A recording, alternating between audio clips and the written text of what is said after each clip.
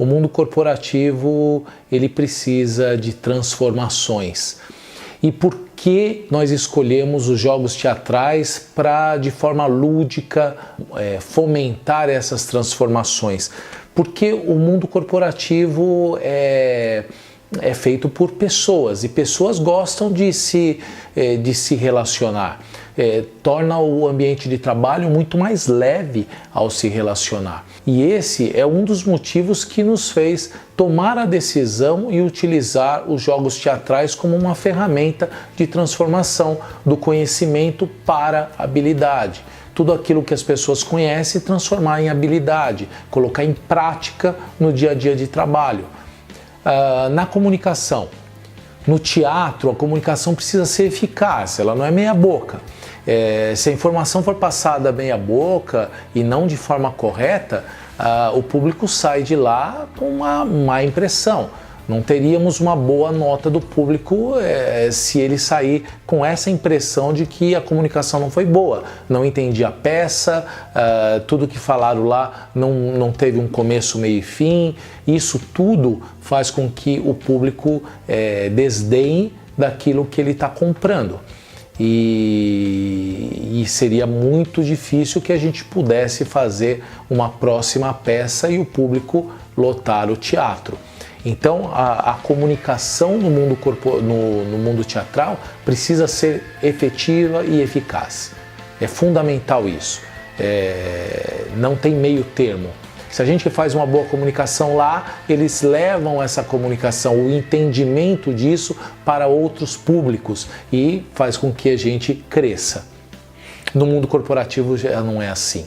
A gente não tem uma cobrança, a gente tem cobrança sobre resultado, mas não tem uma cobrança sobre uma boa comunicação.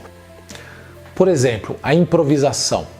Toda vez que alguém erra no mundo teatral, antes disso, a gente tem uma preparação. A gente treina mais, a gente ensaia mais, a gente ensaia e também decora o texto do outro personagem, daquele que a gente está contracenando. Isso é fundamental, que eu conheça o meu trabalho e conheça o trabalho do outro. Por quê? Numa eventual falha do meu parceiro, eu posso improvisar. E improvisar significa não deixar o barco afundar. Eu tenho que dar continuidade àquilo, eu não posso dar um branco, eu tenho que dar continuidade àquilo que está acontecendo, que no caso é a peça teatral. No mundo corporativo não, procura-se sempre culpados. Para uma falha, para um erro, para um esquecimento, sempre existe culpado, sempre existe uma bronca, sempre existe uma discussão sobre um determinado erro. E no mundo teatral a gente passa despercebido muitas vezes, até dá risada depois das coisas que a gente consegue fazer sem que o público perceba. Vamos pensar na liderança. A liderança é representada no mundo teatral pelo diretor. O diretor é o cara que tem a visão sistêmica do negócio. Ele tem que conhecer, né, a iluminação, o som, ele precisa conhecer a fala dos personagens, a marcação de palco, ele precisa entender se o cenário está bom, se precisa de ajuste, ele precisa entender se o figurino é um figurino adequado para aquele momento. Ele direciona o grupo, é o cara que faz a indicação das falhas, ele corrige, ele dá equilíbrio, ele minimiza os exageros dos personagens. Esse é o cara, é o diretor, é a pessoa que está à frente de tudo.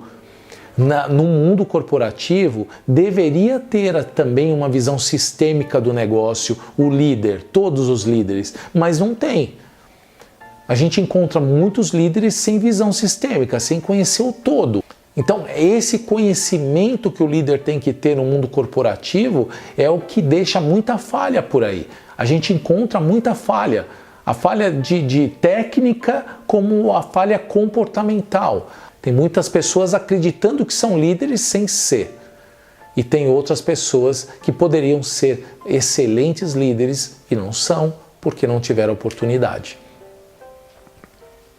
Outro ponto é o trabalho em equipe. Não existe no mundo teatral um desrespeito. Todo mundo tem uma participação dentro do mundo teatral. Todo mundo está envolvido naquele espetáculo. Se existir uma falha, é uma falha em conjunto. Porque as pessoas vão sair dali falando do espetáculo. É que nem uma empresa. As pessoas falam da empresa, não falam do profissional. O profissional representa a empresa, é a imagem da empresa. E muitas empresas estão deixando de pensar nisso. Que contrata qualquer pessoa, a qualquer preço, qualquer salário, e aí espera que vai ter grandes resultados. E não tem. Não tem porque precisa de pessoas qualificadas. No teatro a mesma coisa. Então não podemos ter desrespeito. Todo mundo tem um valor. E esse valor é muito forte dentro do mundo teatral. Porque são essas pessoas que individualmente elas atingem o seu maior grau.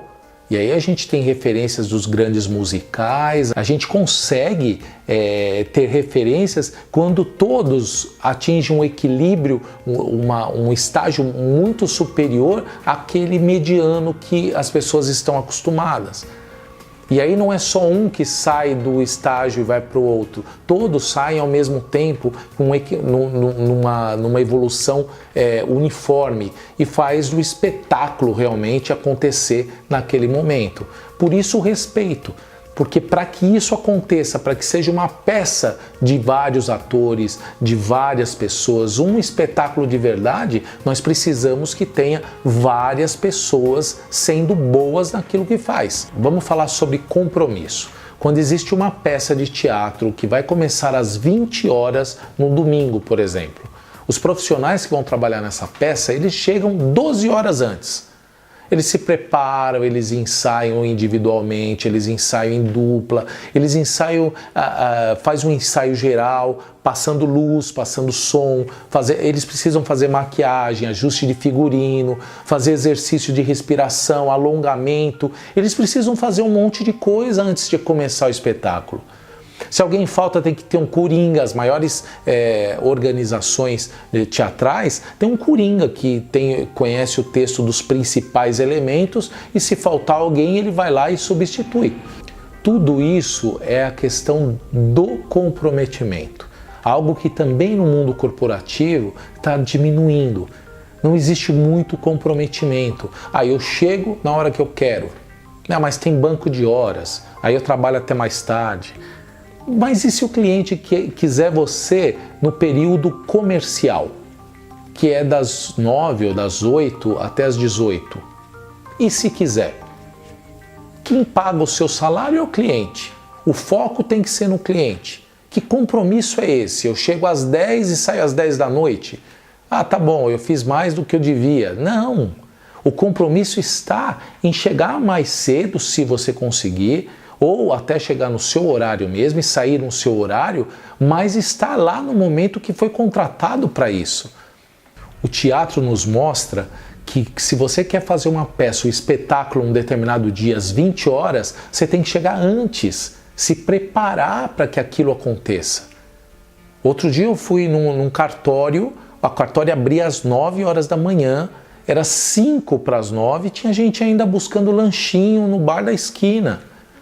5 para as 9 deveria ser o momento que o cara está já ligando o seu computador, abrindo as coisas, deixando muito preparado para quando as portas abrirem, você já está lá. Por essas e por outras, a visão teatral pode contribuir para a evolução de qualquer equipe, de qualquer organização.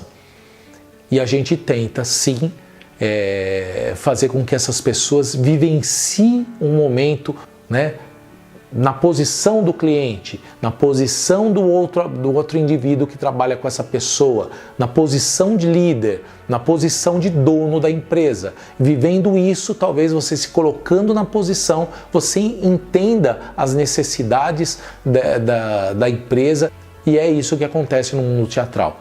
Eu sou o ator que tem que entrar às 8 horas da noite. Eu sou o ator que tenho que terminar a peça às 10 horas da noite. É esse ator que vai estar lá. Depois dali eu faço o que quiser.